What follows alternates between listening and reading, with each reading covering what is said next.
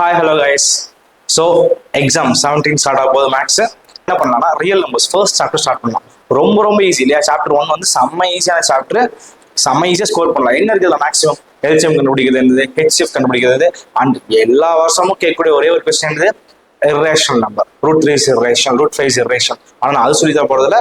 அதே மாதிரி கொஞ்சம் வேற மாதிரி இருக்க சம்ஸ் பார்க்கலாம். சரிங்களா? ஓகேவா? Let P, Q and R be 3 distinct prime numbers. ஓகேவா? ஸோ மூணுமே 3 distinct prime numbers சொல்றேன். ஓகேவா? Check whether PQR plus Q is a composite number or not. அவன் கொஸ்டின் என்ன கொடுத்துருக்கான்? PQR மூணுமே பிரைம் நம்பர் கொடுத்துட்டாங்க. அப்புறம் என்ன கேட்கறாங்கன்னா check whether P into Q into R plus Q is a composite number or not. ஓகேவா? சோ இதுக்கப்புறமா பாத்தீங்கன்னா first subdivision PQR plus 1 is a composite number நம்ம ப்ரூவ் பண்ணோம். PQR plus 1 is a prime number நம்ம prove பண்ணோம். So என்ன ஏதாச்சும் ஒரு P க்கு Q க்கு R க்கு வேல்யூ கொடுத்து. ஓகேவா? சோ பார்க்கலாம் சம் எப்படி போடுறதுன்னு. சோ காம்போசிட் நம்பர் அப்படினாலே கண்டிப்பா ஃபேக்டர்ஸ் இருக்கும். மோர் தென் ஒன் ஃபேக்டர்ஸ் கண்டிப்பா இருக்கும். சரிங்களா? அப்ப எப்படி கொண்டு வராங்க பார்க்கலாம். சரியா? சோ ஃபர்ஸ்ட் எடுத்தோம்னா நமக்கு என்ன கொடுத்துருக்காங்க? PQR. ஓகே, இது எல்லாமே என்னன்னு prime numbers அப்படின்னு கொடுத்தான். சரிங்களா?